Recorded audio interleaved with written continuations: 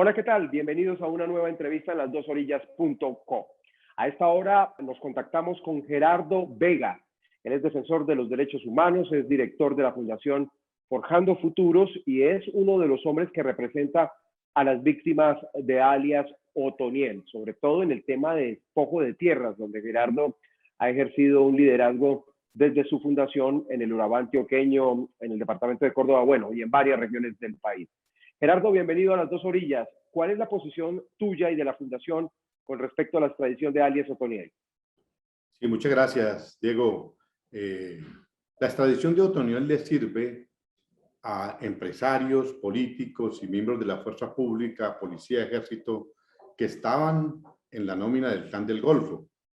Y afecta profundamente a las víctimas porque parte de la reparación, que es justicia y verdad, se escapa de sus manos. No es la primera vez que ocurre. En Colombia, en el año 2008, extraditaron a los principales comandantes paramilitares, 20 de ellos, y se dijo lo mismo.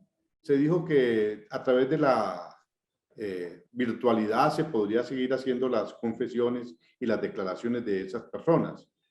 Eso no es cierto. Eso es muy limitado. Eso no ha funcionado.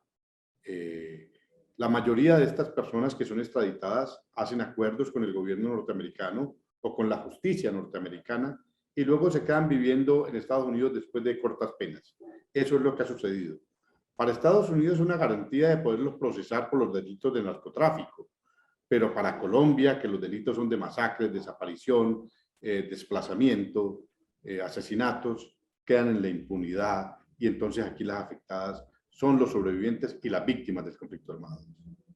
Sin embargo, Gerardo, alias Otoniel estuvo en poder de las autoridades colombianas y de la justicia colombiana durante cerca de 6 meses, pero diera la impresión de que fue muy poco lo que se avanzó en ese proceso de contar la verdad. Creo que hay unas declaraciones a Justicia y Paz y otras que hizo en su momento el señor alias Otoniel.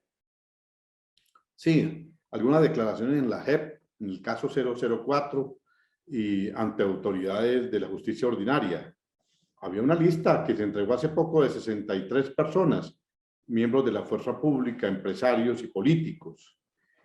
Yo creo que lo que se quita aquí, o tengo el convencimiento, es la posibilidad de controvertir las confesiones y las versiones.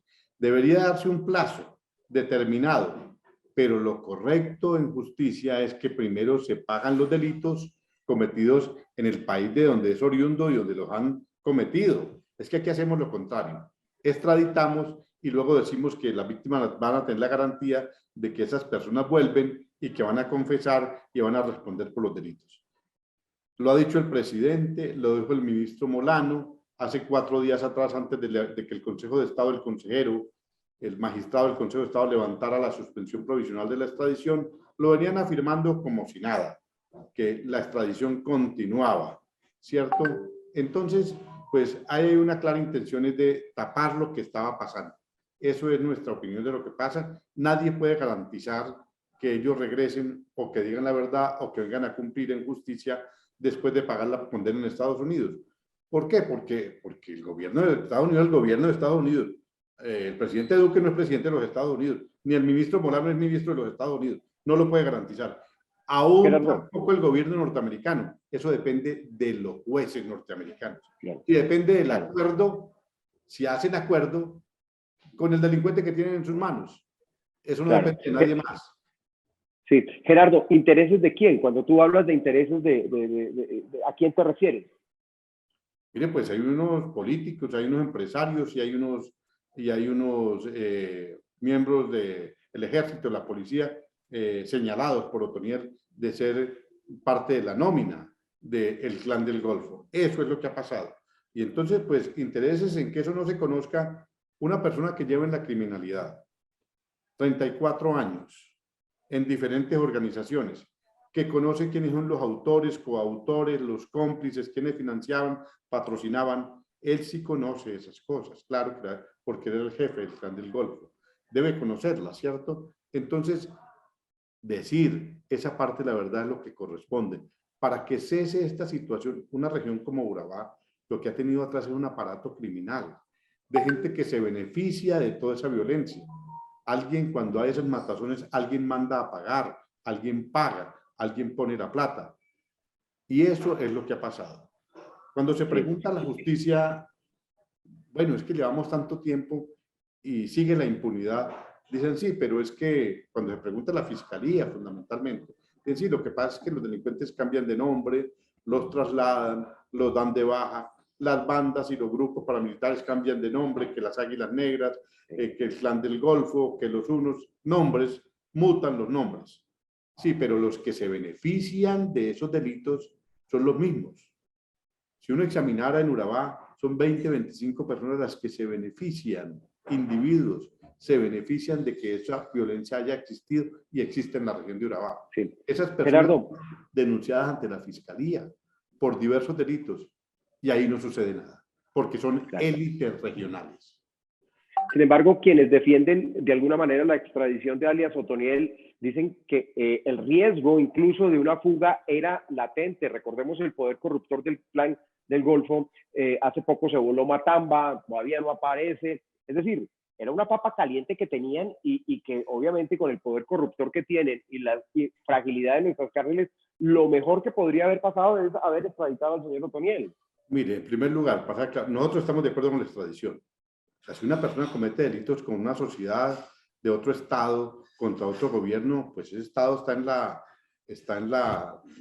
en su derecho a procesarlo. Por eso decimos, Estados Unidos se le garantiza que pueda procesarlo, renunciando a la justicia nuestra. Se le garantiza a otro país que ejerza justicia sobre unos delitos cometidos contra ellos por el tema del narcotráfico, pero Colombia renuncia a la posibilidad de hacer justicia aquí, renuncia a su soberanía en justicia. Y lo otro es que es un claro reconocimiento del desastre que hay en un régimen penitenciario colombiano, que no es capaz de tener a una persona en la cárcel, ¿cierto? Y por eso lo cede a otro, para que otro haga justicia por nosotros. Esto es un estado fallido, un estado que no puede garantizar que una persona mantenerla custodiada, mantenerla allí para puede ser un estado fallido y un estado fallido en el régimen penitenciario colombiano. Y segundo, el tema de que se va a escapar o no se va a escapar, pues solamente él lo sabrá y sus cómplices y el aparato criminal en el que él está.